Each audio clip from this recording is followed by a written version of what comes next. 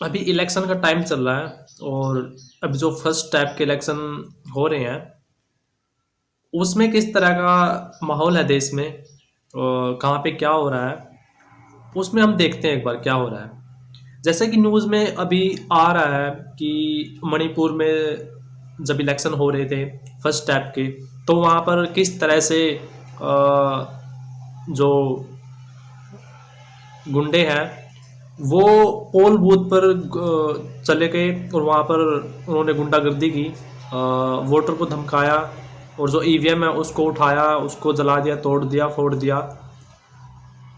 तो मतलब ये एक जो इलेक्शन चल रहे हैं इस समय, इस टाइम पर, अब ये फर्स्ट स्टेप के इलेक्शन है। इसमें जो ये चल रहे इलेक्शन, ये इलेक्शन जो है ये एक डेमोक्रेटिक इवेंट है और ये ये बिल्कुल जो ज़रूरी है वो इवेंट है। यानी अगर इलेक्शन ना हो तो सरकार बनेगी ही नहीं। और अगर अजीबोगरीब तरीके से हुए, बुरे तरीके से हुए, अच्छे तरीके से नहीं हुए, तो मतलब जो ये डेमोक्रेसी है यानी जो संविधान है और जो लोकतंत्र है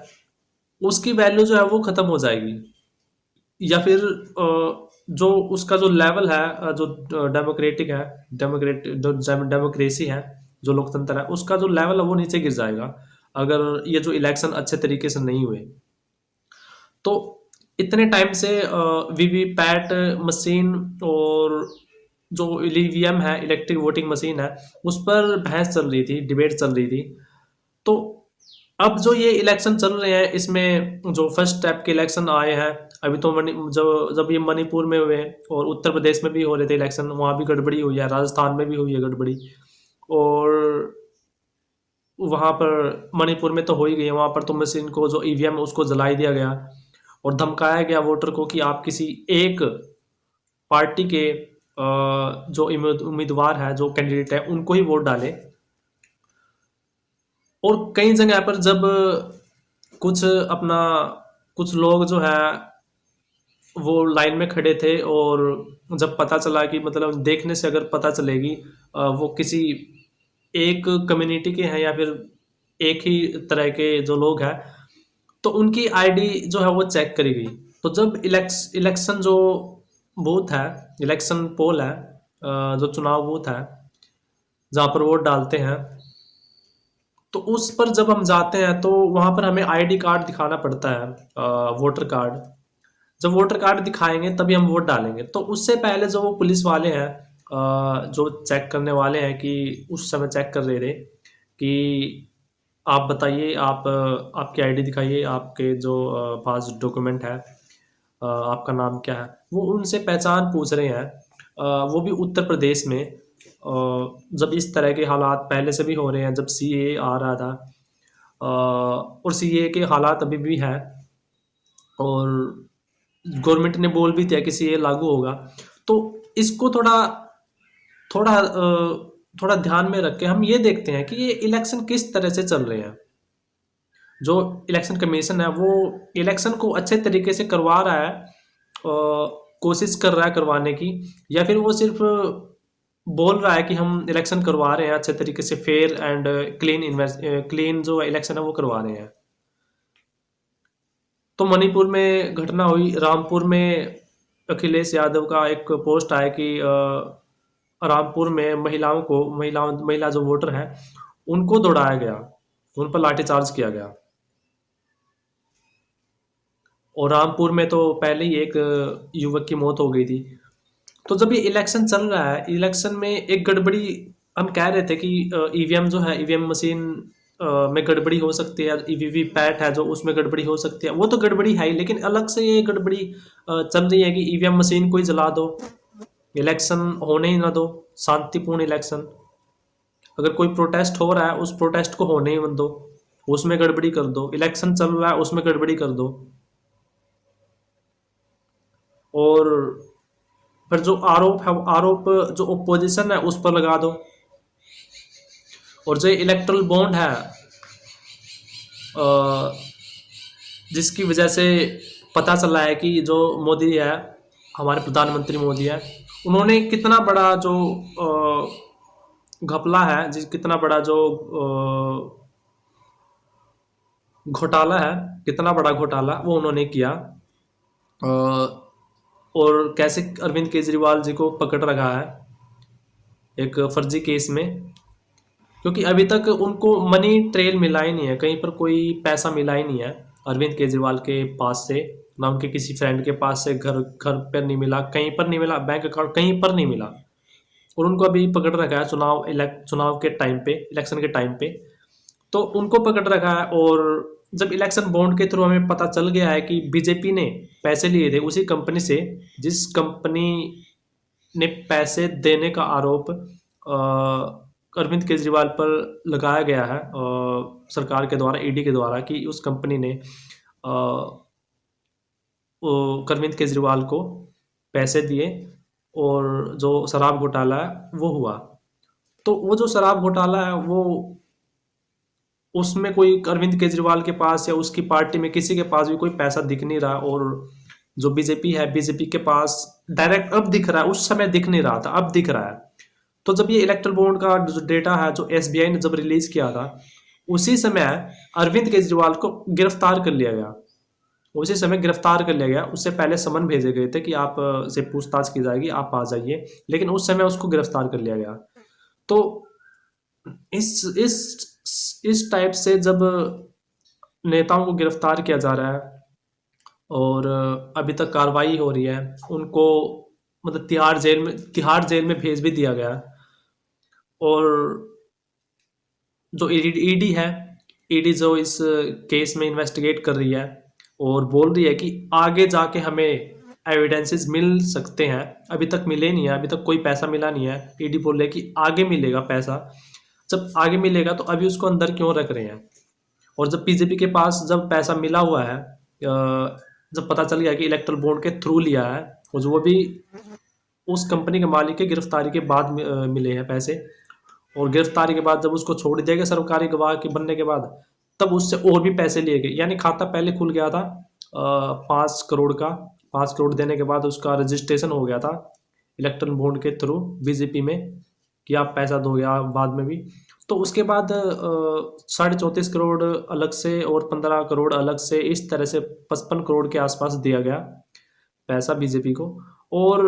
अब जब इलेक्शन हो रहे हैं, अब जब डेटा भी रिलीज हो गया है और बहुत से लोग बोल भी रहे हैं मोदी के खिलाफ, प्रधानमंत्री मोदी के खिलाफ, अब जब डेटा रिलीज हो गया प्रधानमंत्री मोदी के खिलाफ बोल भी रहे हैं, और तो इलेक्शन जो कमीशन है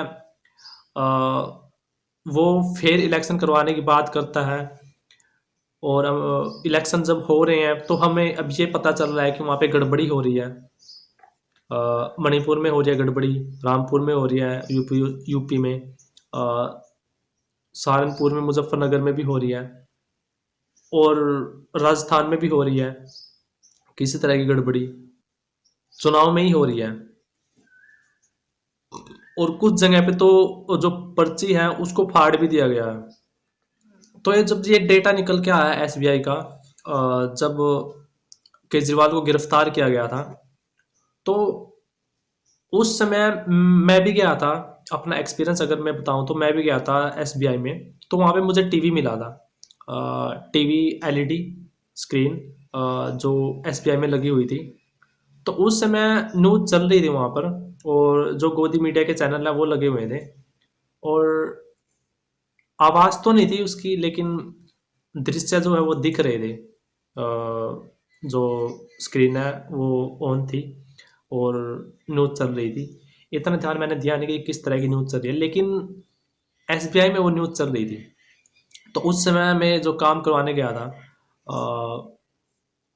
एक फॉर्म भरा था मैंने, किसी तरह का कोई काम था अकाउंट से रिलेटेड, मेरा अकाउंट एसबीआई में ही है। तो जब मैं वहाँ पे गया था तो मैंने फॉर्म भरा, उसके बाद किसी तरह का कोई काम था, मैनेजर साहब ने और बाकी ने बोला, मैनेजर ने बोला, जब मैनेजर को मैंने अपना जो फॉर्म है वो जमा किया, तो मैनेजर ने बोला कि आपके पास नोटिफिकेशन आ जाएगा, मैसेज आ जाएगा। और 1 महीने बाद जब मैं अब पहुंचा, 1 दिन पहले, तो और मैंने जब उनको बताया कि मेरे पास कोई मैसेज नहीं आया है कि आपका काम हो गया नहीं हो गया, रेफरेंस नंबर जो है वो आया नहीं आया, तो अब जब मैंने उनसे बात की तो वो बोल रहे कि हो सकता है मैसेज कई बार आता नहीं है, कई बार आ जाता है। तो उन्होंने घुमा फिरा कर जो काम है कि वो काम करें, वो काम ना करने की कोशिश की है। फिर बोल रहे कि दोबारा से आप फॉर्म भर दो। एसबीआई में जो कर्मचारी है वो बोल रहे कि दोबारा से फॉर्म भर दो, और दोबारा से आपका फॉर्म भरोगे तो फिर आपका काम हो जाएगा। और जब मैंने मना किया कि मैं तो फॉर्म नहीं भरूंगा, क्योंकि मैंने तो फॉर्म भर दिया, जब मैंने फॉर्म भर दिया, वो जिम्मेदारी आपकी है कि आप उस फॉर्म को सुरक्षित रखें, और मैसेज नहीं आया तो उस फॉर्म को आप दोबारा चेक करें मैसेज क्यों नहीं आया है। तो इस तरह से जो एसबीआई के जो कर्मचारी है इस तरह से बात कर रहे थे। और जब उनसे बात की कि फ़ोन कहाँ है, दूसरी विंडो पे गया, वहाँ पर बोला कि हमारे पास पता ही नहीं है, इतने सारे फॉर्म आते हैं। तो उन्होंने बात घुमाने की कोशिश की, मतलब उन काम नहीं करना इनको। और वहाँ पर जो कल जब एक दिन पहले गया था मैं, तो वहाँ पर स्क्रीन लगी हुई थी, क्योंकि उस समय यानी परसों फर्स्ट टाइप के इलेक्शन थे, और इलेक्शन के टाइम पे जब न्यूज़ पता होनी चाहिए कि कहाँ पे क्या चल रहा है, तो न्यूज़ ऑन ही नहीं थी, मतलब न्यूज़ चल ही नहीं रही थी। और मतलब जो पूरी की पूरी जो एलईडी स्क्रीन है वो बंद थी, उसकी जो नोटिफिकेशन लाइट थी वो जो नीचे वो लाइट होती है एलईडी में वो ऑन थी, लेकिन हो सकता है उसको रिमोट से बंद कर दिया गया हो। तो उस समय वो बंद थी, तो फिर उसको एलईडी को वहां पे लाया क्यों गया है?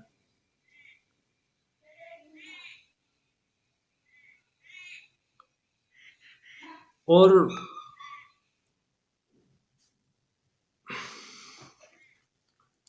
इनको काम करना है नहीं, कस्टमर को इधर से उधर बहकाना है, काम करके देना नहीं है। सुप्रीम कोर्ट कोई डेटा मांगे, वो देना नहीं है। आम आदमी जाए उसका काम, वो काम करवाने जाए उसमें एसबीआई में, वो काम इनको करना नहीं है। आधा घंटा लगा देना, 2 घंटे लगा देना। और उस समय इलेक्ट्रल बॉन्ड के मामले में तो 3 महीने मांग रहा था, क्योंकि 4 हफ्ते पहले दे दिए थे सुप्रीम कोर्ट ने, क्योंकि उन्होंने पहले मांगा था कि हम इतने टाइम में दे देंगे। उसके बाद 3 महीने और मांग रहे थे। जब सुप्रीम कोर्ट ने डांटा एसबीआई को, लताड़ा, बुरी तरह से डांटा, अगर आपने डेटा नहीं दिया तो हम आपके ऊपर कार्रवाई करेंगे कि आप डेटा दे क्यों नहीं रहे हैं। तो जब सुप्रीम कोर्ट ने एसबीआई को डांटा, तब उन्होंने डेटा दिया। और जब डेटा दिया तभी केजरीवाल को गिरफ्तार कर लिया। तो ये जो बैंक है ये गवर्नमेंट बैंक है, यानी सरकार के आदेश से चलता है। और इसी बैंक के थ्रू इलेक्ट्रल बॉन्ड का जो इलेक्ट्रल बॉन्ड है उसको इसी बैंक के जरिए जारी किया गया था, और इसी बैंक में लेन देन होना था इलेक्ट्रल बॉन्ड का, जिसके थ्रू घोटाला हुआ है इलेक्ट्रल बॉन्ड के थ्रू। तो ये जो बैंक का जो लेन देन है, जो ऑर्डर है कहाँ पे क्या लगना है बैंक में, वो ऊपर से होके आता है। उसका जो चेयरमैन है वो जारी करता है ऑर्डर। चेयरमैन की जो वैलिडिटी है, मतलब जो चेयरमैन की जो सर्विस है वो बढ़ा दी गई थी, कि जब उसका रिटायरमेंट होने वाला था तो उसकी जो सर्विस है वो 2 साल के लिए या 10 महीने बढ़ा दी गई थी। तो ये जो गवर्नमेंट एजेंसी है, ये जो गवर्नमेंट इंस्टीट्यूशन है, बैंक है, ये अच्छे तरीके से काम नहीं कर रहा है। लोगों लोगों के लिए काम नहीं कर रहा है, आम आदमी के लिए, और गवर्नमेंट की बात नहीं सुन रहा है। और जब इलेक्शन हो रहे हैं, इलेक्शन में गड़बड़ी हो रही है, वहाँ पे गुंडागर्दी हो रही है, पुलिस जो है वो किसी मतलब इतने सारे लोगों की आईडी चेक कर रही है, जबकि उनको आगे जाके आईडी चेक करा के वो पूरी की पूरी जो प्रोसेस है कि ये यही वो बंदा है जिस जो वोट डालने आया है, वो चेक करके लेंगे। वो वोटर वोटर आईडी, उसको चेक करके पूरी तरह से चेक करके उसको वोट डालने देंगे। तो फिर अलग से पुलिस चेक कर रही है, वो पता नहीं किस तरह का मैसेज क्रिएट करना अ, चाह रही है और आगे सप्लाई करना चाह रही है पुलिस। तो ये फेयर इलेक्शन किस तरह से है? जब वहाँ पे इलेक्शन बूथ को लूटा गया था, मणिपुर में हमला हुआ था, तो वहाँ पे पुलिस क्या कर रही थी करने के लिए, जो पुलिस है वो क्या कर रही थी, जिनकी ड्यूटी लगाई गई थी इलेक्शन में, कि आपका काम है फेयर इलेक्शन करवाना, कोई गड़बड़ी नहीं होनी चाहिए, तो वहाँ पे पुलिस क्या कर रही थी, क्योंकि ये पुलिस की जिम्मेदारी होती है, मतलब कि एक सिक्योरिटी हो इलेक्शन पोल पर, कि कोई गड़बड़ी ना हो। तो वहाँ पे पुलिस ने कोई एक्शन नहीं लिया, जहाँ पे कोई गड़बड़ी हो ही नहीं रही, जहाँ पे कोई गड़बड़ी का चांस ही नहीं है, वहाँ पे पुलिस एक्शन ले रही है। तो तो ये किस तरह के, मतलब किस तरह के इलेक्शन हो रहे हैं यहाँ पे देश में, जो ये डेमोक्रेटिक इवेंट है, यानी लोकतांत्रिक, जो एक लोकतांत्रिक त्योहार बोल सकते हैं इसको, कि लोकतांत्रिक एक प्रोसेस है वो चल रही है। इसके जरिए ही हमें ये पता चलेगा कि आगे आने वाले जो 5 साल की सरकार है वो किस तरह की होगी, यानी हमारे जो पहले 10 साल गए हैं, उन 10 साल में हमने क्या देखा और क्या सीखा, और जिससे कि हम अगले 5 साल है जो वो किसी पार्टी को दे, किसी एक पार्टी को दे, किसी या फिर दूसरे अलायंस है जो गठबंधन है उनको दे, क्योंकि पिछले 10 साल में जो कुछ हुआ है, और अब जो इलेक्ट्रल बॉन्ड के थ्रू जिस तरह का घोटाला देखने को मिल रहा है, और बहुत सारे जो इवेंट है, बहुत सारी घटनाएं जो है वो मिल रही हैं, जैसे ट्विटर हो गया। अभी ट्विटर ने बताया है कि इलेक्शन कमीशन ने election commission of India election commission of India ने ट्विटर को लिखा है, ऑर्डर दिए हैं, टेक डाउन ऑर्डर दिए हैं, कि जो पोस्ट लिखी गई हैं अगेंस्ट मोदी, और या फिर अगेंस्ट गवर्नमेंट ऑफ इंडिया, किसी भी तरह की, जैसे इलेक्ट्रल बॉन्ड की जो पोस्ट है वो हो गई, वो जब पोस्ट की गई ट्विटर पर, तो उनको हटाने के ऑर्डर जो है वो ट्विटर को मिले हैं, ये ट्विटर ने बताया है, इलेक्शन कमीशन को बताया है, बोला है कि अगर मतलब आपने जो ये ऑर्डर दिए हैं, इनके ऑर्डर को मानने ये ऑर्डर मानते हुए हमने वो ट्विटर है, ट्विटर पर जो पोस्ट है वो हटा दिए हैं, और पोस्ट हटाने के बाद हम इस बात से सहमत नहीं है कि हमने वो पोस्ट जो हटाए हैं वो ठीक हटाए हैं। और इलेक्शन कमीशन ने आगे बताया है कि जो इस तरह की टेक डाउन के ऑर्डर जो हैं, इस तरह की कार्रवाई के ऑर्डर जो हैं, अगर ट्विटर देना चाहे तो वो पोस्ट करें, बताएं हमें, पोस्ट के जरिए बताएं। तो इस तरह से ट्विटर पर कार्रवाई के ऑर्डर दिए जा रहे हैं ट्विटर को, कि आप किसी तरह की पोस्ट है, जो भी इंडियन पॉलिटिशियन है उनके द्वारा जो लिखी गई है उनको हटाएं, जो कि सरकार के खिलाफ हो। तो उनको मैनिपुलेट किया जा रहा है, सोशल मीडिया को, यूट्यूब है, यूट्यूब को भी मैनिपुलेट किया जा रहा है, जो ईवीएम से रिलेटेड जो पोस्ट थी, जो वीडियो थी, उनको या तो हटवा दिया गया, या फिर मोनेटाइजेशन है यूट्यूब की वीडियोज़ की, वो मोनेटाइजेशन हटा दी गई। मतलब एक पत्रकार है जो वो स्वतंत्र रूप से किसी भी तरह के सवाल है वो पूछ सकता है, और जब हम स्वतंत्र पत्रकारिता की बात करते हैं तो फिर बात आ जाती है कि हमारे पीएम मोदी हैं, उन्होंने 10 साल में कितनी इस तरह की स्वतंत्र जो प्रेस कॉन्फ्रेंस है, ओपन प्रेस कॉन्फ्रेंस है, वो की है। अभी तक तो कोई एक भी प्रेस कॉन्फ्रेंस जो ओपन हो वो की नहीं है, सिर्फ इंटरव्यू दिया है, और इंटरव्यू में भी जो क्वेश्चन पहले से ही लिखे हुए हैं उन क्वेश्चन को ही पूछा गया है, और अच्छे से ही जवाब नहीं दिया गया है। अगर ये कुछ अभी जो इंटरव्यू दिया गया है नरेंद्र मोदी के द्वारा, उस इंटरव्यू में तो किसी भी नेता का जो फर्ज होता है कि वो मतलब जनता के सामने और प्रेस के थ्रू, या फिर प्रेस के थ्रू वो अपनी बात पहुंचाए। और जो पत्रकार है, जो डेमोक्रेसी का फोर्थ पिलर है, यानी लोकतंत्र का चौथा स्तंभ है, तो वो चौथा स्तंभ उनसे क्वेश्चन पूछे, उनसे सवाल जवाब करें। तो जैसे राहुल गांधी ने प्रेस कॉन्फ्रेंस की और बाकी दूसरे नेता हैं वो भी प्रेस कॉन्फ्रेंस करते हैं। इसी तरह से जो हमारे प्रधानमंत्री हैं जो सबसे ऊपर बैठे हैं, जो पूरे देश को चला रहे हैं,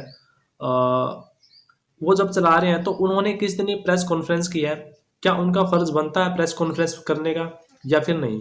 मतलब कि क्या वो प्रेस कॉन्फ्रेंस ना करके सवालों से बचना चाहते हैं, या फिर वो प्रेस कॉन्फ्रेंस करके, ओपन प्रेस कॉन्फ्रेंस करके सवालों का जवाब देना चाहते हैं कि हम एक ओपन प्रेस कॉन्फ्रेंस कर रहे हैं जिसमें जो भी पत्रकार आना चाहे वो आए और हम और मेरे से सवाल पूछे। ऐसा अगर प्रधानमंत्री मोदी जी सोच रहे हैं तो वो कर सकते हैं। अगर वो ऐसा सोच नहीं रही हैं तो ये एक मतलब एकदम ठीक बात नहीं है ये, क्योंकि लोकतंत्र में अगर प्रेस कॉन्फ्रेंस नहीं होगी ओपन, वो भी जिसमें कि पत्रकार है जो वो अपना काम कर सके, हमारे प्रधानमंत्री मोदी जो है उससे सवाल पूछ सके। अब जब वो सवाल ही नहीं पूछेंगे तो वो तो फिर अपना भाषण देकर, किसी भी तरह का भाषण देकर चले जाएंगे, हमारे सवाल का जो जवाब है वो मिलेंगे ही नहीं। जनता की तरफ से जो प्रेस कॉन्फ्रेंस में पत्रकार जो सवाल पूछेंगे